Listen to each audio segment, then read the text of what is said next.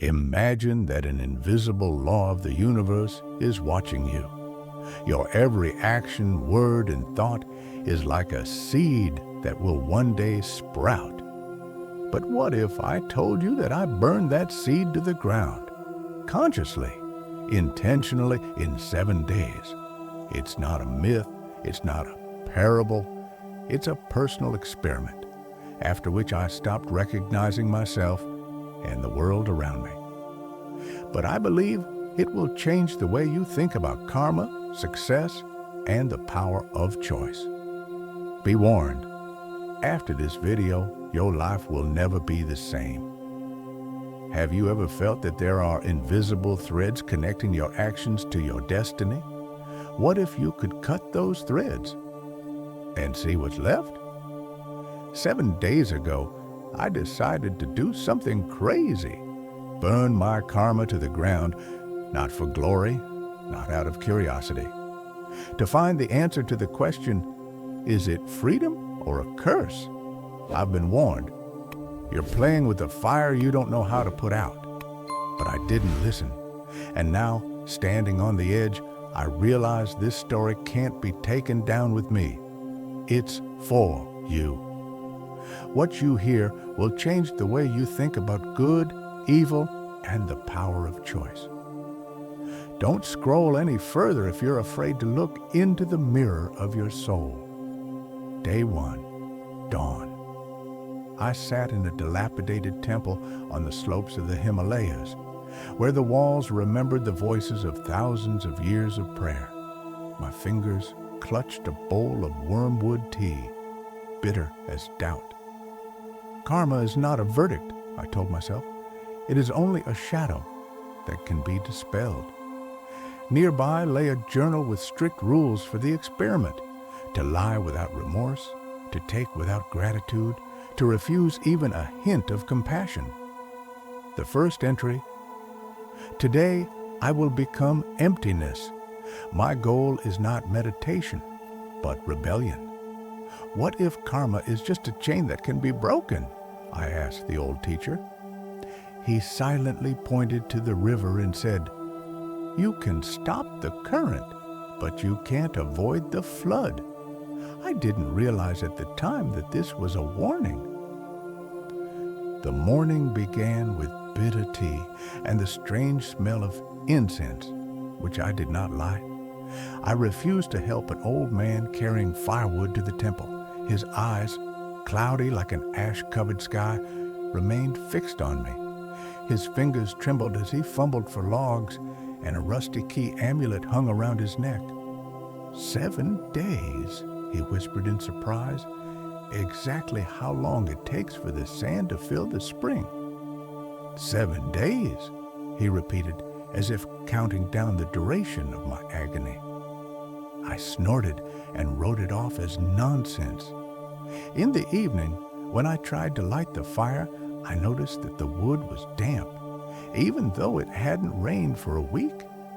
The matches broke one by one as if they were held by someone else's hand. They fell from my hands as if they had been touched by someone else's malice. In my diary, I wrote, "What if karma is not a law but a living guardian?" And today I spit in its face. Day 2, the wind brought the smell of a thunderstorm. I walked through a village where children laughed as they threw coins into a pond for luck.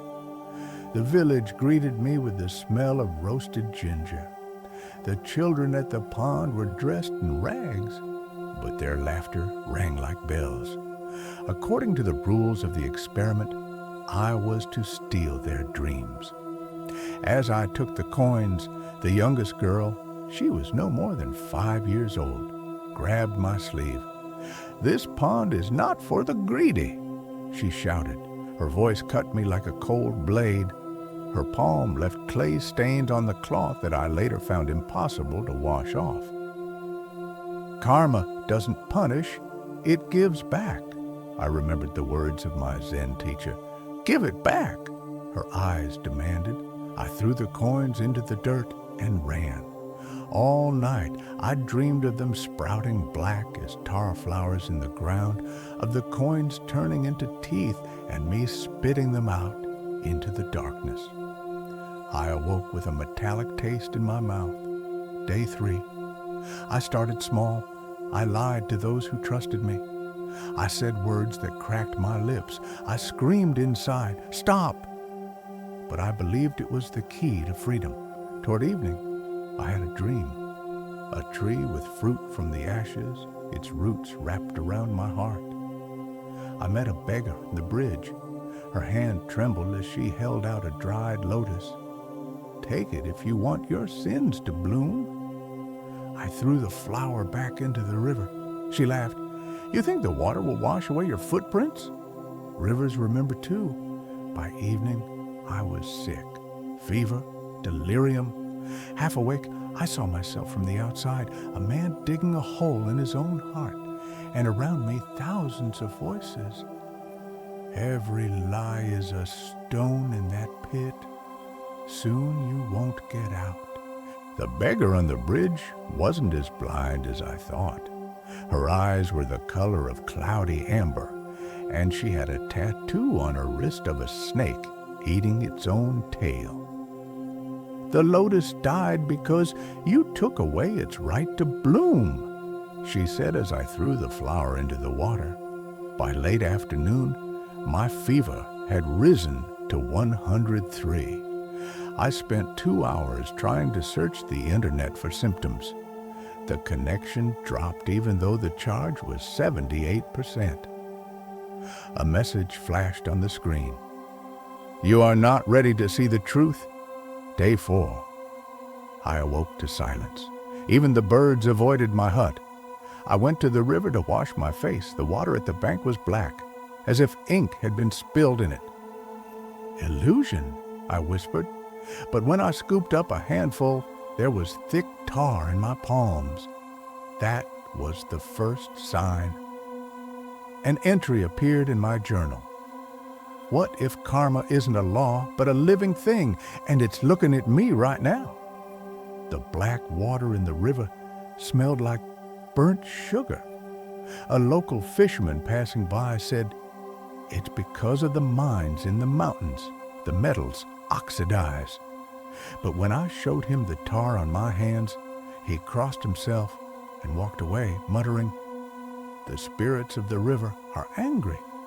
In the evening, I found a dried lotus in my backpack, the same one I had thrown away. Its petals were covered with black spots like mold. Day 5. The universe responded. My dog, always faithful, ran away. The computer burned down with an archive of a decade's work. Coincidence, I thought. But at night, in the silence, I heard a voice. "You are sowing a storm. Will you be able to hide?" I met a shepherd boy. He gave me a stone with a hole in the middle. The shepherd boy told me that the stone with the hole was the eye of the mountain. "It sees what you carry here," he said, poking his finger into my chest. I asked why he was giving it to me. The answer stunned me. "You look like someone who has lost his eye," he replied. At night, as I threw away the stone, I heard something fall outside the door. It was my own bracelet, a gift from my sister. It was broken down the middle. In the morning, I woke up screaming. My pillow was wet with tears. But I wasn't crying. A shadow appeared on the wall like that beggar woman. It hissed, "You took the world's warmth from the world, and now it will never warm you." Day 6. The wind had died down. The air was as thick as molten lead. I walked into the forest to find something alive, but the trees were bare, though spring was blooming all around. On the ground was a dead bird with its wings open, as if it had fallen from the sky in flight. "It's me," I thought for a moment. Suddenly, a snake crawled out from behind a rock. Its eyes were like 2 coals. And then it was like a dream. Did you think karma was a measure of good deeds? It hissed. It is a shadow of your essence, and you become a void, and your shadow devours everything around you. But how can I hear the snake? What is wrong with me? I ran away, but the voice followed me. Run. But where will you run from yourself? Aging began in my joints. In the morning, I couldn't straighten my knees, as if I had been squatting for decades. In the mirror, my face was covered with wrinkles like dried clay. I called a doctor friend and described the symptoms. Stress, dehydration, he concluded. But when I sent selfies, he called back a minute later. What's with the filter? It's fake. His voice quavered. At night, a shadow on the wall whispered, You took time from the children, now it's taking time from you. On the night of the 6th day, the inexplicable happened. I tried to light a candle, but the flame went out as if blown by an invisible wind. In the darkness, I heard laughter, a child's, the one from the village. You took our coins, the voices whispered. Now we take your years. The mirror revealed my wrinkled face. I touched my hair. It was turning gray. 7 days became 7 decades. I shouted, but my voice was as hoarse as an old man's. Day 7. I stood before the mirror and didn't recognize my eyes. There was no light in them, only ashes. Then I realized that by destroying karma, I was destroying myself. But at the same moment, a miracle happened. Dawn. The first ray of sun pierced the darkness, and I remembered the words of Zen. Even in destruction, there is the path to creation. I walked toward the temple, leaning on a stick I had never had before. Every step was painful in my bones. At the entrance, the same old man was sitting with the firewood. Well, is it empty? He asked. You have burned your karma, but the ashes are still in your hands.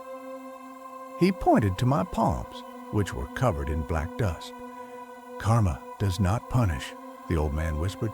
It teaches, even through pain. I entered the temple.